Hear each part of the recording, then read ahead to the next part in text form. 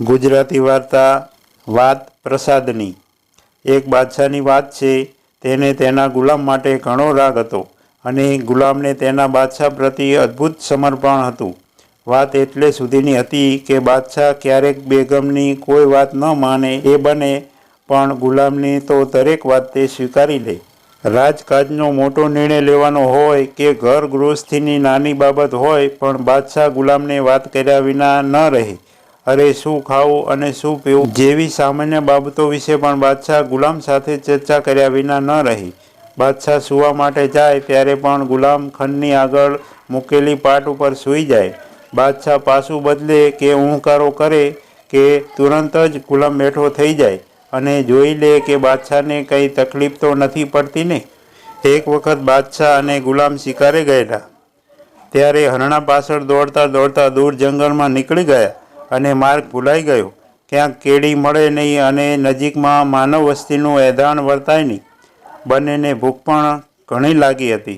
ત્યાં આજુબાજુ નજર નાખતા બાદશાહે એક ઝાડ ઉપર ચડેલી વેલ ઉપર ચીભડું જોયું। બાદશાહે ઘોડા ઉપર ઠેકીને તરવાલનો ઘા કરીને ચીભડું તોડી લીધું, પણ બાદશાહે ખરો પોતે ખાતા પહેલાં ચીભડાની તરવાલથી એક ચીરી કરીને તેણે પહેલાં ગુલામને આપી। ગુલામે બાદશાહને નમન કરીને ચીભડાની ચીરી લીધી અને મોંમાં મૂકી। મોંમાં મૂકતાની સાથે જરા વિચારમાં પડી ગયો, પણ પછીથી કંઈ નિર્ણય કરીને તેણે કહ્યું, બાદશાહ સલામત, બહુ ભૂખ લાગી છે, એક ચીરી બીજી આપો। બાદશાહે બીજી ચીરી પોતાને માટે ઉતારી હતી તે તેણે પ્રેમથી ગુલામને આપી દીધી। ગુલામ ચપોચપ તે ચીરી પણ ખાઈ ગયો અને તેણે ત્રીજી ચીરી માટે હાથ લંબાવ્યો। બાદશાહને જરા આ વાત ઠીક ન લાગી, છતાંય તેણે ગુલામને ત્રીજી ચીરી આપી।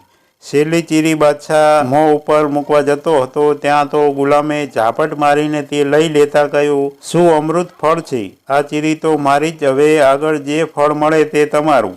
બાદશાહે જરા રોષે ભરાઈને કહ્યું, આ તો મારી ભલા માણસાઈનો તે ખોટો લાભ ઉઠાવ્યો।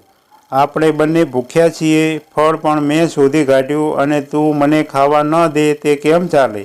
એમ કહીને બાદશાહે ગુલામના હાથમાંથી છેલ્લી ચીરી પાછી ઝૂંટવી લીધી અને પડવાળમાં પોતાના મોંમાં મૂકી દીધી। ગુલામ તેમને રોકતો રહ્યો પણ ગુલામનું કંઈ ચાલ્યું નહીં। ત્યાં તો થોડીક વારમાં બાદશાહનું મોં બગડી ગયું અને થૂ થૂ કહીને તેણે ચાવેલી ચીરી મોંમાંથી કાઢી નાખતા કહ્યું, અરે આ તો કડવી છે, આવી ઝેર જેવી ચીરીઓ તું માગી માગીને મારી પાસેથી ખાઈ ગયો, તે મોં પણ બગાડ્યું નહીં। તારે મને વાત તો કરવી હતી કે ચીભડું કડવું વખ જેવું છે।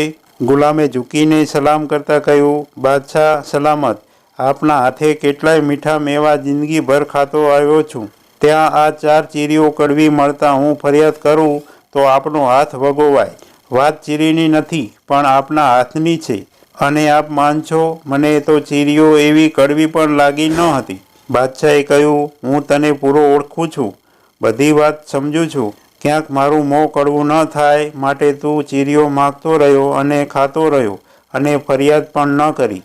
આ નાનકડો પ્રસંગ ઘણું કહી જાય છે। પરમાત્માનું આપેલું જીવન છે, તે આપે તે પ્રેમથી લેવાનું હોય, પછી તે સારું હોય કે ખોટું હોય, કડવું હોય કે મીઠું હોય, જ્યાં સુધી બધું સારું સારું અને મીઠું મીઠું મળે ત્યાં સુધી લીધા કરીએ અને ક્યાંક કડવી ચીરી જેવું કંઈક અણગમતું મળી ગયું કે કડવું આવી ગયું તો ફરિયાદ કરવા બેસી જઈએ તે કેમ ચાલે? વાત પદાર્થની કે વસ્તુની નથી, પરમાત્માના હાથની છે। પરમાત્મા જે આપે છે તે તેની કૃપા છે। વગર માંગે પરમાત્માએ કેટલું આપ્યું છે અને આપણું રક્ષણ કર્યું છે। આ બધા માટે પરમાત્માનો આભાર માનવાને બદલે ક્યાંક કંઈક અણગમતું મળી ગયું કે અણજોઈતું મળી ગયું તો ફરિયાદ કરવા માંડીએ તે વાત શું બરોબર છે? પરમાત્મા જે આપે તે પ્રેમથી માથે ચડાવીને તેનો પ્રસાદ તરીકે સ્વીકાર કરી આનંદમાં રહે તે જ સાચો ભક્ત। બાકી ગમતું મળે ત્યારે નાચી ઉઠે અને ન ગમતું મળે ત્યારે રડવા બેસે અને ફરિયાદ કરે તે સાચી ભક્તિ નથી, તે તો સગવડિયા ભક્તિ કહેવાય। મિત્રો, આવી દરરોજ નવી વાતો સાંભળવા માટે સબસ્ક્રાઈબ કરો, શેર કરો। ધન્યવાદ। જય હિન્દ, જય ભારત।